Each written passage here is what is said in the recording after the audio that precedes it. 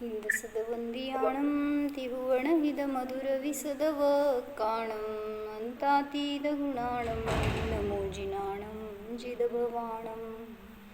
कुंदकुंदाचार्य भगवान की जय। पंचास्तिकाय संग्रहामध्ये गाथा नंबर 56 बघतोय। उदयेन उवसमेण खयेण दुहिं मिस्सिदेहिं परिणामे जुक्ता ते जीवगुणा बहुसूयथे सुविथिन्नाम। उदय से युक्त, उपशम से युक्त, क्षय से युक्त, क्षयोपशम से युक्त और परिणाम से युक्त ऐसे जीव भाव है और उन्हें अनेक प्रकारों में विस्तृत किया जाता है। जीवाचे जे 5 भाव आहेत ते अनेक ग्रंथामध्ये अनेक अपेक्षेने अनेक प्रकाराने वर्णन केलेले आहेत। कशासाठी? त्याच्यामध्ये हेय कोणते भाव आहेत आणि उपादेय कोणते भाव आहेत त्याचा निर्णय आपल्याला करण्यासाठी। औदैहिक भावाच्या आहारी गेलो तर निमाने त्याचं फळ काय आहे? दुःख आहे, आकुलता आहे, संसार परिभ्रमण आहे। मग सांगितलं ना ते काय? औदैहिक भाव केले असताना घाती कर्माच्या उदयातल्या औदैहिक भाव आणि अघाती कर्माच्या उदयातल्या औदैहिक भाव असे भिन्न आहेत। मग जे घाती कर्मांचा उदय असताना त्याच्यामध्ये आपण रागीद्वेषी झालो, त्या रूपाने जर औदैहिक भाव केले तर सांगितलं कर्माचं उत्कर्षण होतं। कुठल्या? असाताचं उत्कर्षण होतं आणि साताचं अपकर्षण होतं। काय कळलं? औदैहिक भाव केले तर त्याच्या निमित्तात असाताचं उत्कर्षण होतं आणि साताचं अपकर्षण होतं। म्हणजे काय? क्रोधाचा उदयाला क्रोध केला, घाती कर्म आहे का अघाती कर्म आहे? मोहनीय घाती कर्म आहे ना। त्याच्या उदयामध्ये आपण मोही झालो, रागीद्वेषी झालो, कशाही झालो तर त्याच्या निमित्तात सगळ्या अशुभ प्रकृतींचं उत्कर्षण होतं।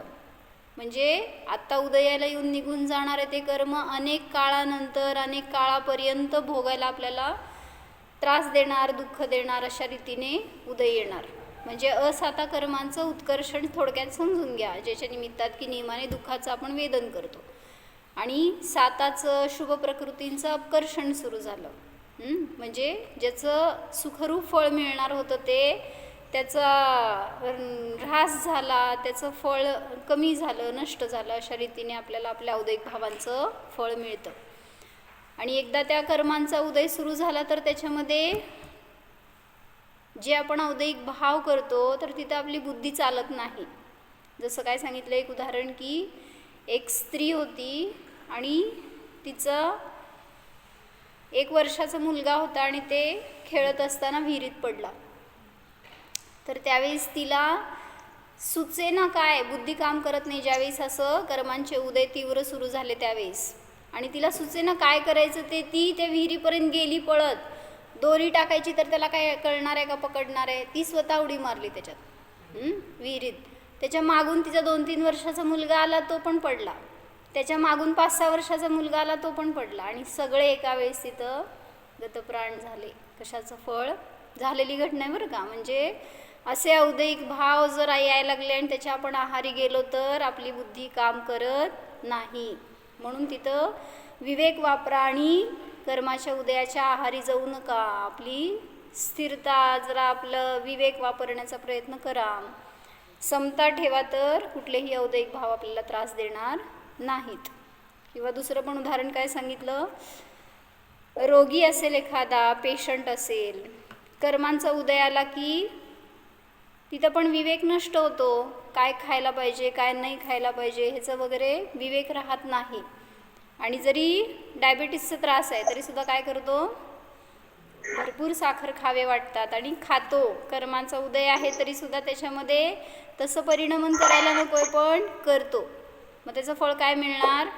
असाताचं उत्कर्षण झालं। म्हणजे रोगाचं अजून उत्कर्षण होणार आणि फळ आपल्यालाच भोगावं लागणार। म्हणून औदैहिक भाव करताना सावध राहा। हे औदैहिक भाव म्हणजे आश्रय करण्यायोग्य नाहीत, हे आहेत। ह्याचा निर्णय असेल तर आपल्याला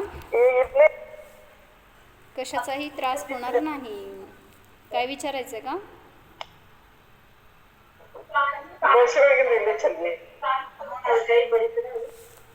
हम्म. तर आपण औद्योगिक भावाचे 21 भेद बघत होतो. सांगा पटापटा कुठले? 4 गती, 4 कषाय. सांगा समोर कोण आहे? प्राची 21 भेद सांगा. संजुता ते सांग. सोनी. औद्योगिक भावाचे 21 भेद कोणते?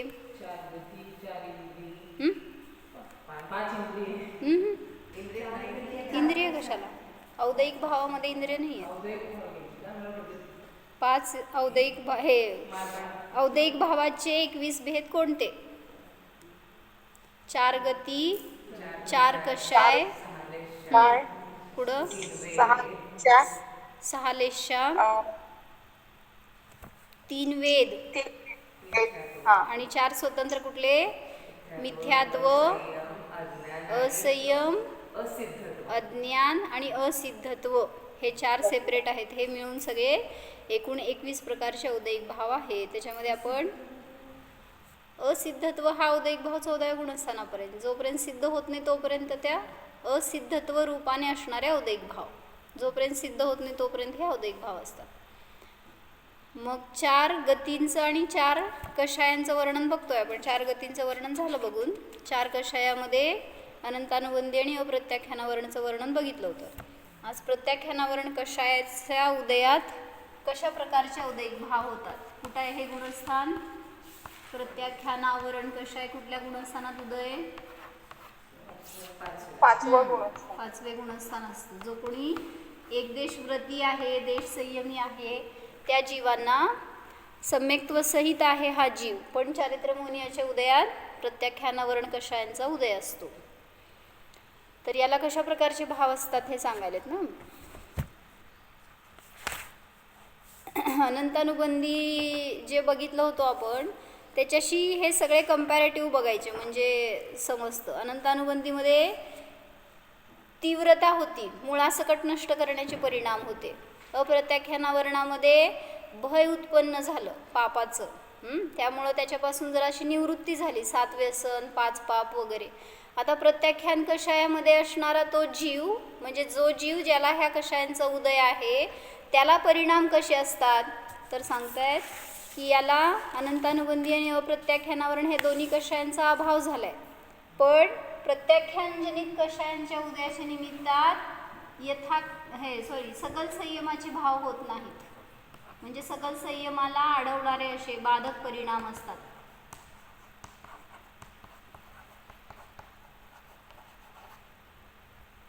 मला एक चॉकपीस द्यावं तिथलं त्या डब्यात असं. हे छोटं पण झालं आणि लिहायला येईल. कम्प्युटर टेबलवर असेल मागे. पण कसं आहे सांगितलं? संसार भोगापासून विरक्त आहे. म्हणजे विरक्तीकडं कल आहे ना आता. कारण एक देश संयम घेतलाय म्हणजे इच्छेचा निरोध सुरू झाला, एक तप सुरू झालंय. त्यामुळं संसार भोगाविषयी विरक्त असतो, विरक्त चित्त. कुठे आहे वही? कुठे आहे वही काकी? लिहा, घ्या भाड्याने पेन, घ्या की मग लिहा की. पुढं सांगितलं कसा असतो हा? अल्प आरंभ आणि अल्प परिग्रही असतो. ठेवतो सगळा परिग्रह आहे, आरंभ करतोय, पण बहुआरंभ बहुपरिग्रह नसतो. ठीक आहे, नाही आहे मागं प्लॅस्टिकचा डबा.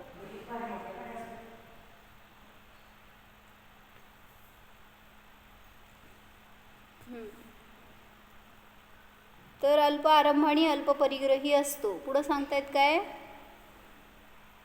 जो काही परिग्रह आहे जवळ म्हणजे स्वपरिग्रहाविषयी सुद्धा क्रोधी किंवा कशाही होत नाही. म्हणजे काय असेल, चेतन अचेतन सगळा परिग्रह, आणि संसाराविषयी असू दे किंवा लौकिक कार्याविषयी किंवा धर्माविषयी कुठेही सांगितलं त्या इतर प्राण्यांच्या संबंधी वगैरे कुठं लौकिक कार्याविषयी त्याला क्रोध नसतो. म्हणजे कशायाची परिणती नाही, नसतोच लिहिलं की बरोबर, क्रोध नसतो. पण धर्मविरोधी कोणी आचरण करत असेल तर तिथं मात्र तो कशाही होऊ शकतो किंवा विरोध करेल. धर्मविरोधकांना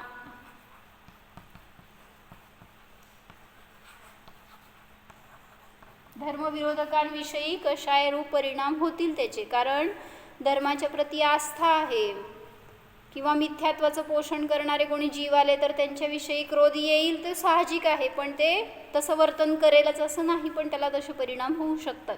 कारण प्रत्याख्यानावर अंजलीन क्रोधाचा उदय चालू आहे. अजून पुढं सांगितलं 8 प्रकारचे मद परिणाम नसतात.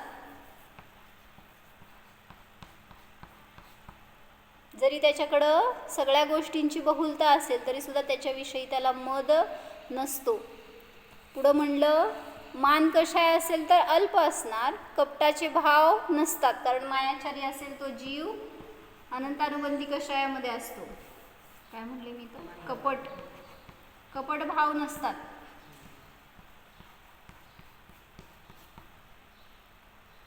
पुढं सांगितलं काय, धर्मरक्षा किंवा जीवरक्षेसाठी कदाचित करेल मायाचारी. म्हणजे धर्माच्या विषयी चारी कशाया लावायला गेला तर ठीक आहे, म्हणजे असे परिणाम होऊ शकतात या जीवाला. पण धर्माविषयी हे संसारविषयी किंवा भोगाविषयी वगैरे त्याला क्रोध मान माया लोभाचे परिणाम नसतात. त्यामुळं धर्माविषयी तर लिहायचं की मायाचारी करेल कदाचित. धर्मात मायाचारी करेल. कसं धर्मात मायाचारी करतो म्हणजे जीवरक्षेसाठी. जसं सांगितलं ना, कोणी विचारलं तुम्हाला की ते पशु कुठं गेला, त्याला मारायचं होतं खाटीखान्याला वाल्याला त्या कसाईला, आणि तुम्ही दिशा बदलून सांगितली काहीतरी तरी सुद्धा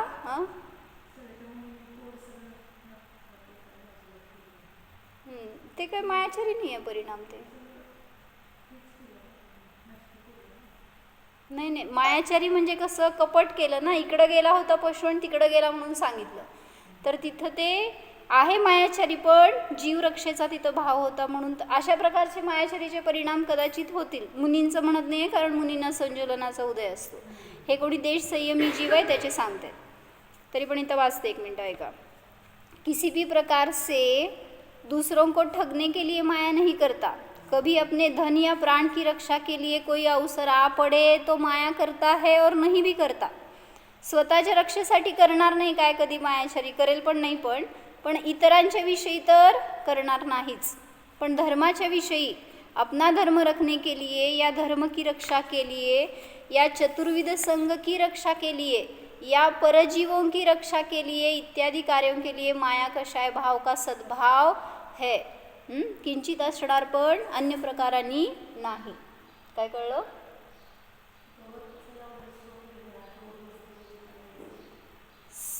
आपलं जे चेतन अचेतन परिग्रह आहे त्याच्याविषयी क्रोधी नसतो. म्हणजे आता भलेही तिथं दिसेल तुम्हाला, पण अनंतानुबंधी जनित अशा प्रकारचा क्रोध नसतो. प्रत्याख्यान म्हणजे कोणी देश संयमी श्रावक आहे तर त्याला मिथ्या दृष्टीच्या अपेक्षेने बघा ना, त्याचा क्रोध कसा असणार. अल्प आरंभ, अल्प परिग्रह, अल्प क्रोध, अल्प मान अशा रीतीने लावलं, पण ते कसं आहे अनंत संसाराला बांधणारं नाही. म्हणजे क्रोधादी कशासाठी स्वतःच्या पुष्टीसाठी करत असतो. मग तशा प्रकारचे परिणाम या जीवाला नसणार. स्वपरिग्रहाच्या विषयी परिग्रह तर ठेवतोय, अजून देश संयमी आहे, अजून सकल त्यागी झालेला नाही आहे, पण जरी परिग्रह आहे तरी त्याच्यामध्ये आसक्ती कशाय भाव नसतात. पुढं सांगितलं कुठं रती, धर्मामध्ये रती, संसाराविषयी अरती.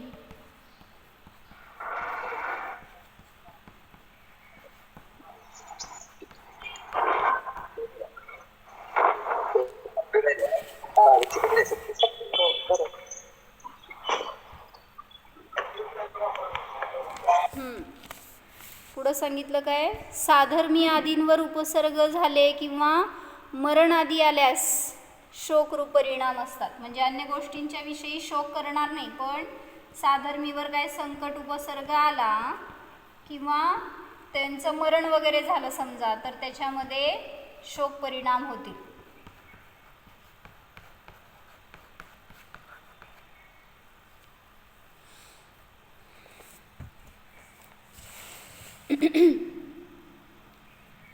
लोभ कुठं आहे? जो न्यायपूर्वक आजीविका प्रमाण सहित रखता है उसमें भी न्याय रूप लोभ है। उस मर्यादा का उल्लंघन कर लोभ नहीं करता एवं अन्याय रूप लोभ नहीं करता। न बने तो अपना धन प्राण कुटुंब आदि के रक्षा के लिए भी क्रोध करता है। अपना तथा पर का धर्म बढ़ाने का भी लोभ है। म्हणजे लोभ करेल तर एवढ्याच अपेक्षेने अपने को अपूर्व शास्त्रों की सिद्धि का लाभ हो यह भी लोभ होता है। म्हणजे अपूर्व शास्त्राचं मला ज्ञान व्हावं, त्याची सिद्धी व्हावी, अशा प्रकारचा लोभ कदाचित या जीवाला असू शकतो, कारण धर्माच्या प्रती त्याची ओढ आहे। अपने भावों की विशुद्धि होने पर या श्री गुरु साधर्मी का संगम होने पर या जिन धर्म की बढ़वारी होने पर शास्त्र के नवीन अर्थ का ज्ञान होने पर इत्यादि कार्यों में प्रसन्नता होती है, अन्य कार्यों में प्रसन्नता नहीं होती। कुठं प्रसन्नता म्हणजे घ्यायचं आहे हास्य भाव। आता सगळे नो कशाला लावलेत ना त्यांनी, कुठं आहे रती किंवा प्रसन्नता? काहीतरी नवीन उपलब्धी झाली किंवा दुसऱ्या कोणाला आपल्याला शेअर करायला मिळालं, काय आपल्याला जर चिंतन झालेलं तर आनंद होतो ना। एक मला सामायिकात असं चिंतन झालं, अशा रीतीने अर्थ लागला शास्त्रामध्ये वगैरे, तर त्याला ते एकमेकांशी चर्चा करण्यामध्ये आनंद येतो, तर तो झाला हास्य भाव म्हणजे एक प्रसन्नता। रती सांगितलं धर्मासंबंधी कार्यामध्ये रती असते, धर्माचे धारक जे कोणी जीव असतील त्यांच्याविषयी रतिभाव असतो। शास्त्र के अर्थों में रतिभाव है, अन्यत्र रतिभाव नहीं है। सर्व सांसारिक कार्यों में अरुचि रहती है, धर्म के विध्वंसकों में, मिथ्या धर्म के पोषकों में इत्यादिकों में अरति भाव रहता है। कंपेअर करत जावा। आता हे प्रत्याख्यानवाला जीव आहे तो अधर्मी वाल्यांशी किंवा मिथ्या धर्माचं पोषण करणाऱ्यांविषयी अरती करतोय। आता पुढचा संजीवनवाला जीव दोन्ही पण परिणाम करणार नाही। म्हणजे आता अनंतानुबंधीवाल्यापासून आलोय तर असं सगळ्यांचे परिणाम दाखवायला लागलेत ना। मग हा जो प्रत्याख्यानजनित कषायवाला जीव असणार तर त्याला सांगितलं कदाचित त्या मिथ्या धर्माचं उपदेश देणाऱ्यांविषयी होईल अरती परिणाम होतील, कषाय होतील, पण संज्वलनवाला न याच्याशी रती न त्याच्याशी अरती असे न्यूट्रल परिणाम असतात। तथा धर्म में विघ्न होने पर या साधर्मिको या चतुर्विध संग पर उपद्रव होने पर या गुरुजन साधर्मिका मरण आदि वियोग होने पर या अपने धर्म में दोष लगने पर शोक करता है, अन्य प्रकार का शोक नहीं होता।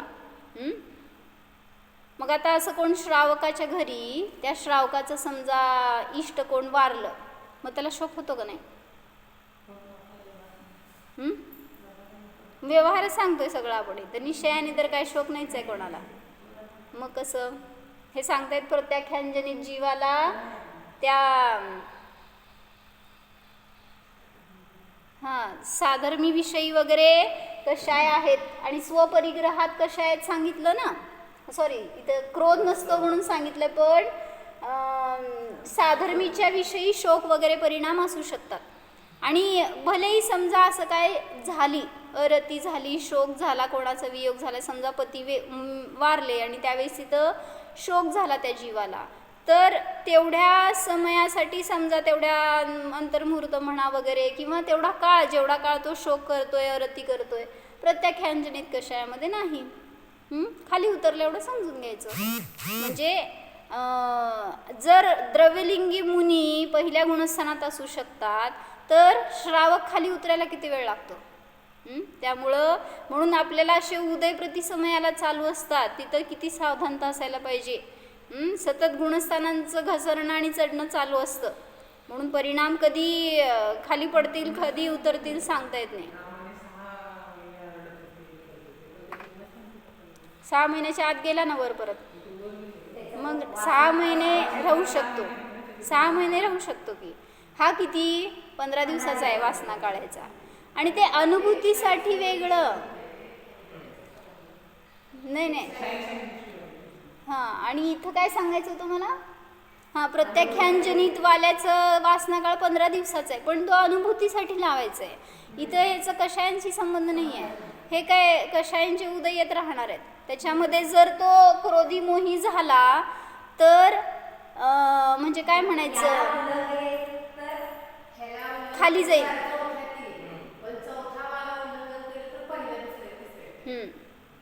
चिंतन करू वर जात नाही, खाली जातो. म्हणजे कषायांचा उद्रेकामध्ये जर आसक्त झाला, कषाय चारित्र्य मोहण्याच की काय विचारायचं? नाही नाही, आता यांच्या टाईपचा कषाय वेगळा आहे, पंचम गुणस्थानवरतीचा. चतुर्थ गुणस्थानवरतीच्या कषायाचा टाईप वेगळा आहे, काल आपण बघितलेला, तो प्रत्याख्यानजनित आहे. आणि हा जो प्रत्याख्यानावरणजनित कषायवाला आहे, आता इथं लिहिलंय ना, स्वपरिग्रहाच्या विषयी क्रोध नसतो. समजा त्याला क्रोध झाला, म्हणजे म्हटलं ना, ते एक उदाहरण आलंय कुठं, ह्याच्याशी लागत नाही पण एक तसं लावलंय बरं का, की वर्णिजींनी काय म्हणलं, एकाचं नाव असतं शांतीप्रसाद, आणि मग ते जाऊन सांगितलं महाराजांना, माझं नाव काय आहे शांतीप्रसाद. मग महाराजांनी विचारलं तुझं नाव काय? त्यांनी म्हणलं शांतीप्रसाद. परत थोड्या वेळाने महाराजांनी विचारलं नाव काय तुझं? काय सांगितलं? शांतीप्रसाद. परत 10 मिनिटांनी काय तर झाल्यावर परत विचारलं काय नाव आहे तुमचं? आता काय झालं सांगा? शांती नष्ट व्हायली, अशांती सुरू झाली. म्हणलं तुझं नाव काय? अशांतीप्रसाद ठेवा आता. म्हणजे एक थोड्या वेळासाठी पण समजा तो त्या कषायामध्ये राहील, परत परत जर तसे उदय आले, तसे एका व्यक्तीचा वियोग झाला, लगेच दुसऱ्या व्यक्तीचा समजा वियोग झाला, संकट आलं, आग लागली, काय ना काय असे समजा एकावर एक त्याच्यावर अनेक संकट आली. श्रावक आहे, पंचगुणस्थानवरती आहे, सम्यक दृष्टी आहे, पण जर कषायांना तो टॉलरेट नाही करू शकला, पुन्हा त्याच्यात आसक्त झाला आणि परत कषाई होऊ लागला, तर कदाचित चतुर्थ गुणस्थानात जाऊ शकतंय. परिणामातून गुणस्थान लावायचं आहे असं बाहेर नाही, पहिल्यात सुद्धा जाऊ शकतो. म्हणजे कधी मिथ्यात्वाचा उदय आला आणि माझं सर्वस्व गेला असं जो म्हणतो, म्हणलं ना महाराजांनी उदाहरण दिले 7 नंबरच्या 8मध्ये, पती गेला तर माझं सर्वस्व गेला असं भाव झाले की गाढता झाली त्यामध्ये, आणि त्यामुळं तो जीव अनंतानुबंधी जनित कषायामध्ये सुद्धा जाऊ शकतो. तर म्हणून मला याच्यातून सांगायचं काय होतं की आपल्या परिग्रहामध्ये सुद्धा आपली विरक्ती राहावी असे परिणाम ठेवा. कुठे आहे स्फूर्ती? स्फूर्तीचं बाळ असं मोह असतंय ना, ते आहे काय म्हणायचं, मुलाच्या पुढं नातवामध्ये, त्याच्या पुढं परतुंडामध्ये जरा जास्त जास्त वाढत जातं. म्हणतात काय दुधावरची साय. आणि मग सांगा मिहिरांना तू माझी नाही. आता म्हणजे आपला मोह कसं कमी व्हावं ह्याच्यासाठी प्रयत्न पुरुषार्थ असावा. आणि नाहीतर मग कसं विकास होणार आहे किंवा धर्म समजून काय फायदा होणार आहे? मोहाचा विकास करत जायला लागलो आहे. म्हणून एक ज्ञानार्णवमध्ये त्यांनी श्लोक घेतला आहे बरं का, त्याच्यामध्ये 3 लक्षणं सांगितली आहेत. नाही मोहाची नव्हे, संसारी जीवाची किंवा कषायात किंवा मोहात आसक्त असणाऱ्या जीवाची काय लक्षणं आहेत याच्यासाठी त्यांनी सांगितली की शरीरम शीर्यते नाशा, शरीर शीर्ण होते, आशा शीर्ण होत नाही. आपल्यात घडतात का बघायचे बरं का 3 लक्षणं. काय म्हणले? शरीरम शीर्यते नाशा गलत्यायुर्न पापदिही, आयु गळत चालली आहे पण पाप बुद्धी गळत नाही आहे. काय काय सांगितलंय? लिहा. कोणाची? माझी लक्षणं असं लिहावर म्हणजे समजते आपल्याला. पहिलं सांगितलं काय? शरीरम शीर्यते, माझं शरीर नष्ट व्हायलंय का नाही? माझं तर व्हायलंय, पण न आशा, आशा नष्ट होत नाहीये, सतत आशेची वृद्धी व्हायला लागली आहे. शरीरम शीर्यते नाशा गलत्यायुर्न पापदिही, आयु गळत चालली आहे पण पापबुद्धी गळत नाही आहे. म्हणजे पापाकडे असणारी आपली आसक्ती, बुद्धी, ते भोगाचे भाव, हे सगळे पाप आहेत. मग काय म्हणलं दुसरं? गलत्यायुर्न पापदिही, आयु गळत चालली आहे पण पापबुद्धी गळत नाही आहे. आणि तिसरं घेतलं मोह स्फुरती नात्मार्थ, मोहस्फुरण व्हायला लागलंय पण आत्मपुरुषार्थाचं स्फुरण म्हणजे विकास होत नाही आहे. शिल्पाबेन पुढे या, पुढे या.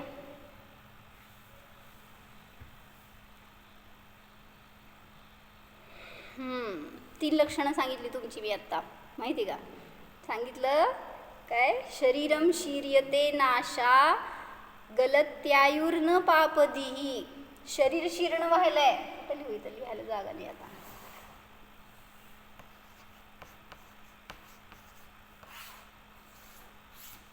शरीर शीर्ण व्हायलाय पण आशा शीर्ण होत नाहीये.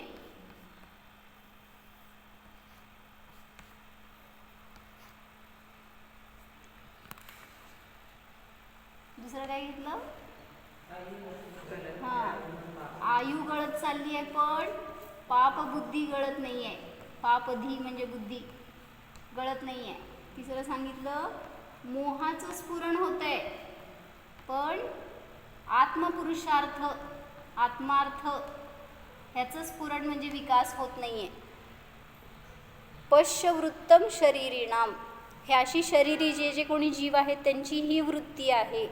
शरीरी म्हणजे संसारी, मोही, कशाई जे जीव आहेत त्यांची अशी वृत्ती आहे. म्हणून माझ्या मोहाचा नाश व्हावा ह्याच्यासाठी आपला सगळा स्वाध्याय, ध्यान, धर्म असावा असा उद्देश ठेवा. कशासाठी सांगितलं? ते श्लोक द्या ना लिहून, श्लोक पूर्ण. शरीरम शीर्यते नाशा गलत्यायुर्न पापधीः मोहः स्फुरति नात्मार्थः पश्यवृत्तम शरीरिणाम. ह्याच्यामध्ये ज्ञानार्णवमध्ये पहिल्या अनित्य भावनेमध्ये चालय बहुतेक वर्णन. हे बघा श्लोक त्याच्यामध्ये. तर भय सांगायचं होतं त्याच्यात. शोक झालं, जिनके अपने संयम में दोष लग जाने का भय है, अन्य प्रकार से भय नहीं होता. म्हणजे कशामध्ये? संयमामध्ये दोष लागण्याचा भय असतं.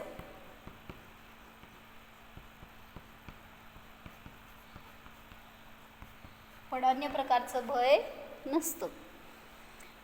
जिनके सांसारिक सुख में ग्लानि है या मिथ्या धर्म से या मिथ्या धर्म के धारकों से या मिथ्या धर्म के पोषकों से जिसे ग्लानि भाव है इत्यादि प्रत्याख्यान जुगुप्सा कषाय भाव प्रवर्तता है.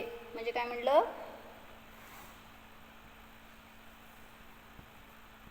मिथ्या धर्माविषयी किंवा मिथ्या धर्माचा उपदेश देणाऱ्यांविषयी जुगुप्साचा भाव असू शकतो. पुढं पुरुष वेद वगैरे कसं लावणार? जिनके सर्व काम विकार भाव मिट गए हैं, बुद्धिपूर्वक बार बार काम चेष्टा नहीं करता, पुरुष वेद नामक मोह कर्म का तीव्र उदय हो, तब निज स्त्री का संबंध है तो विषय सेवन कभी उदासीन भाव से करता भी है. कारण ब्रह्मचारी नाही आहे, असायलाच पाहिजे असं नाही आहे. पंचम गुणस्थानवरती असेल तर षष्टम गुणस्थानामध्ये कंपल्सरी ब्रह्मचारीच असतो, हो ना? ते असतात. आम्ही चालतंय कसं पण नाही. म्हणजे पहिल्या दुसऱ्या गुणस्थानामध्ये पण ब्रह्मचर्य घेतलं तरी चालतंय, कारण ती एक साधना आहे. पुरुष वेद नामक मोह कर्म का झालं की निज स्त्री, जिनके निज स्त्री का संबंध न हो तो अपने सम्यक ज्ञान भाव से काम को जीत कर मंद करता है, उनको फिर तीव्र उदय नहीं होता. ऐसा प्रत्याख्यान पुरुष वेद कषाय भाव जानना.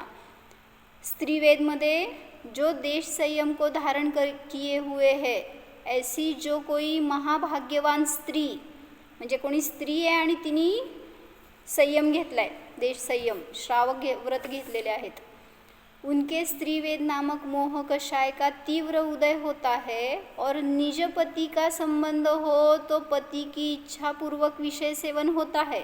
दिसून येईल. जिनके पति का संबंध नहीं, उनके स्त्री वेद का तीव्र उदय नहीं होता, इसलिए उनके परिणाम अति विशुद्ध है. वही है वेद को जीतने का कारण, जिनको ऐसा प्रत्याख्यान स्त्री वेद कषाय भाव जानना.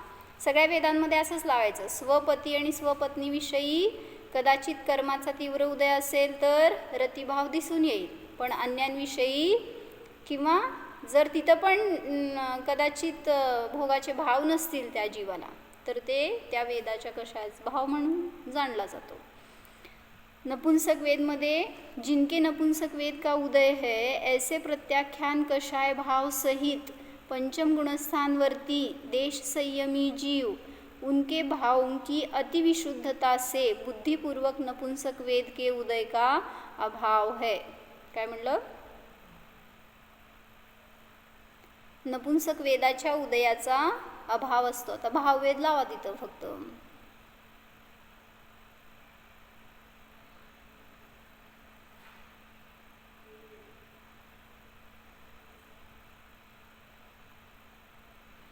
इस प्रकार यह देश संयम के योग्य स्थानों का कथन किया. प्रत्याख्यान कषाय के असंख्यात लोक प्रमाण स्थान है. म्हटलं ना, एका गुणस्थानामध्ये या प्रत्याख्यान म्हणजे 5व्या गुणस्थानामध्ये असंख्यात लोक टाईपचे भेद आहेत.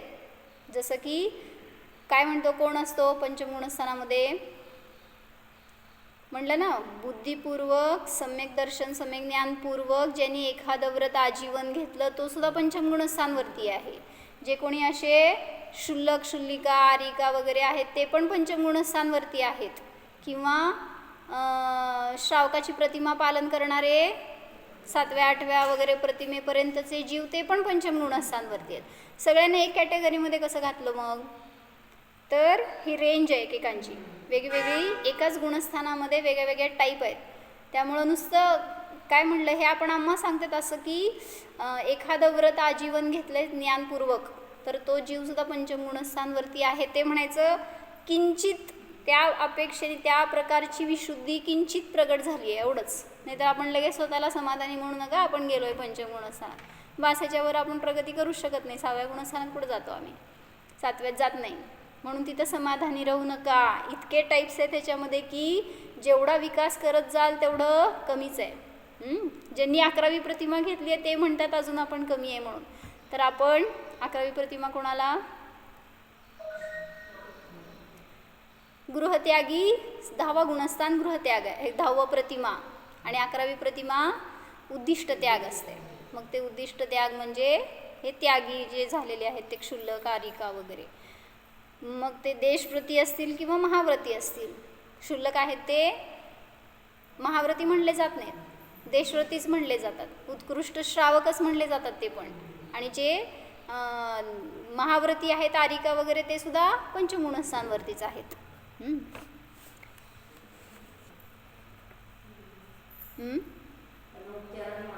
हाँ, उपचारानेच महाव्रत म्हणलं. उनमें उत्कृष्ट अनुभाग सहित स्थानों के उदय की अपेक्षा यह कथन किया है. इसलिए देश संयम के घातक सर्वघाती प्रत्याख्यान कषाय के असंख्यात लोक प्रमाण स्थानों में से तो अनंतानुबंधी अप्रत्याख्यान कषाय के साथ ही उदय के अभाव को प्राप्त हो गए हैं. उनका तो यहाँ उदय ही नहीं है. और मंद अनुभाग सहित उदय स्थानों का उदय होने पर कार्य का सद्भाव नहीं होता. म्हणजे मंद अनुभाग, अनुभाग म्हणजे फलदान शक्ती. मंद असताना जर त्या कर्मांचा उदय दिसून येतो तर तिथं कार्य दिसून येणार नाही. और मंदतर स्थानों के उदय में बुद्धिपूर्वक भी प्रत्याख्यान का भाव नहीं होता. काय कळलं? असं सांगितलेत कर्णानी योगामध्ये त्यांनी की वेगवेगळ्या प्रकारचे स्थान आहेत त्यांचे. समजा हे पंचगुण स्थान एवढं आहे, ह्याच्यामध्ये वेगळ्या वेगळ्या टाईपचे स्थान आहेत. तर इथं सांगतायत हे मंदतर उदय ना का अनुभाग काय म्हणलं? मंद अनुभाग सहित उदय स्थानों का उदय होने पर कार्य का सद्भाव नहीं होता. हां, म्हणजे आता इथं अनुभाग म्हणा, मंद अनुभाग सहित उदय असतील तर तिथं कार्याचा सद्भाव दिसून येत नाही. मंदतर स्थानों के उदय में बुद्धिपूर्वक भी प्रत्याख्यान का भाव नहीं होता. केवली गम्य भाव ही होते है. म्हणजे दिसून येणार नाही तुम्हाला तसा भाव, पण ते केवली गम्यच असणार. इसलिए कार्यरूप भाव तो तीव्र अनुभाग सहित उदय स्थानों में ही होते है. जिथं तीव्र अनुभाग असणार आहे तिथं कार्य दिसून येणार आहे, पण जिथं मंदतर अनुभाग असणार तिथं कार्य दिसेल किंवा नाही. इसलिए दूसरी व्रत प्रतिमा में देश संयम योग्य तीव्र स्थानों का उदय है. प्रतिमा वगैरे घेतल्यावर तिथं तीव्र अनुभाग आहे. अनुभाग उदय म्हणजे तीव्र अनुभागामध्ये कार्य दिसून येतं की बहिरंगात त्यांनी प्रतिमा घेतली आहे, कुठलं तरी खडतर तपस्या करतोय, आजीवन व्रत घेतली आहेत वगैरे. पण ज्यांनी संयमाचे भाव केलेत ना, म्हणजे आता हे असंयमी चतुर्थ गुणस्थानवरती आहे त्याला तर भाव पण नाही आहेत काही आपण नियमव्रत घ्यावेत वगैरे. पण जो रात्रीभोजन त्याग घेतला आजीवनसाठी ज्ञानपूर्वक, तो कुठल्या गुणस्थानात? पंचम गुणस्थानातच. का प्रश्न पडला? म्हटलं ना, म्हणून तर याच्यामध्ये जे असणारे खालची स्थानं आहेत त्याच्यामध्ये त्या जीवांचा समावेश होऊ शकतो. कारण ज्ञानपूर्वक एखादं व्रत आजीवन असेल तरी सुद्धा त्या कषायाच्या उदयामध्ये जाऊ शकतो. प्रतिमा वगैरे घेतल्यावर तुम्हाला दिसते म्हणूनच म्हणलं तीव्र अनुभागसहित त्या कषायाचं कार्य दिसून येते.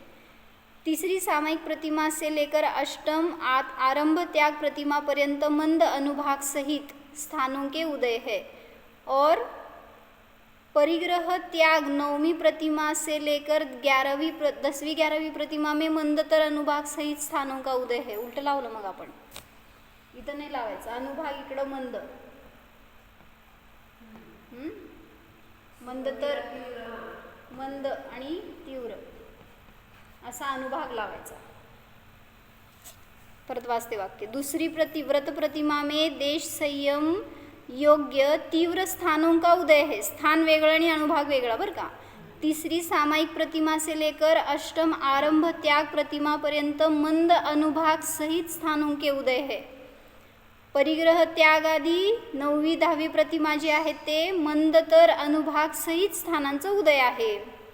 म्हणजे तिथं त्या कषायांचा मंदतर अनुभाग असतो असं म्हणायचं आहे. म्हणूनच मंदतर जिथं अनुभाग आहे तिथंच त्याला सकल संयमाचे भाव होतात. आता हे गुणस्थान नाही, हे अनुभाग आहे बरं का. आणि गुणस्थान लावताना असं लावा, म्हणजे इथं त्याला तीव्र परिणाम आहेत, कशाचे? सकल संयमाचे भाव आहेत. काय कळतं का? काय जरासं उलटं सांगितलं. हे त्या गुणस्थानाचे स्थान म्हणजे त्या कषायाचे स्थान वेगळे आणि अनुभाग सहित असताना स्थान वेगळे. इथं जेव्हा मंदतर उदयन अनुभाग असणार त्यावेळेस त्या जीवाला षष्टम सप्तम गुणस्थानात चढण्याचे भाव होतात. हे अनुभाग आहेत, हे अनुभाग आहेत आणि ही स्थान आहेत. हे अनुभाग वेगळं.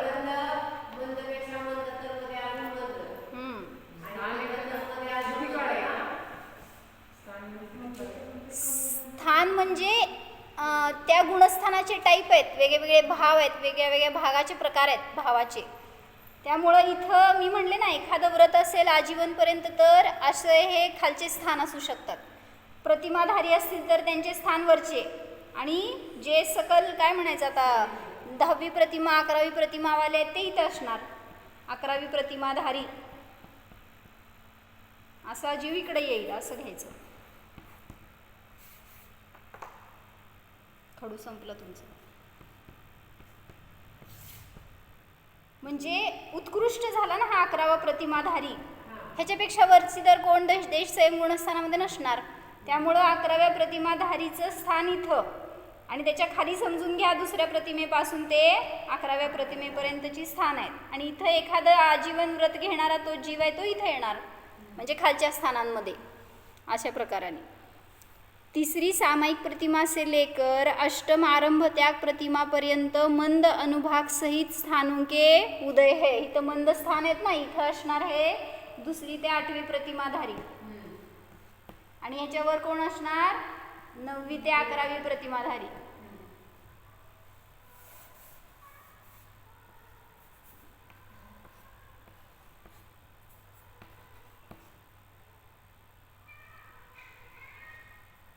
परिग्रह त्याग 9वीं प्रतिमा से लेकर 10वीं 11वीं प्रतिमा में मंदतर अनुभाग होता है. इथं घेणार है मंदतर अनुभाग. यह प्रत्याख्यान कषाय भाव वर्तमान में तो दुख के कारण है, आगामी भाव में देवगति के कारण है. प्रत्याख्यान कषाय का गुणस्थान तो एक देश संयम ही है. पंचम गुणस्थान में ही प्रत्याख्यान भाव वर्तता है. आणि आपण ते सगळे मार्गणा वगैरे काल लावलो होतो. अशा प्रकारे त्यांनी प्रत्याख्यान कषाय कोणाला असतात आणि त्यामध्ये कशा प्रकारचं कार्य घडून येतं हे सांगितलं. त्याचं क्षपणासारमध्ये त्यांनी चांगलं वर्णन घेतलं आहे. देश संयम लब्धी स्थान असं अधिकार म्हणून. त्याच्यामध्ये किती स्थानं येतात, कशा प्रकारचे परिणाम येतात, चांगलं वर्णन घेतलं. आणि वाचून समजण्याचं काय, तेवढं एकच पाहिजे तर टॉपिक वाचायचं, किंवा त्यांनी जे फक्त पहिले 1-2 पानं विस्तार जी केली आहेत ना ते वाचलं तरी सुद्धा एक क्लॅरिटी येते आपल्याला की काय नक्की त्या गुणस्थानाचं स्वरूप कशामध्ये. हां बघा. ओम जाणा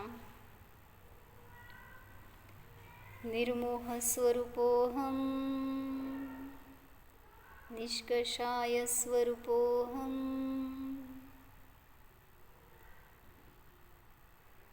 संयम स्वभाव स्वरूपोऽहं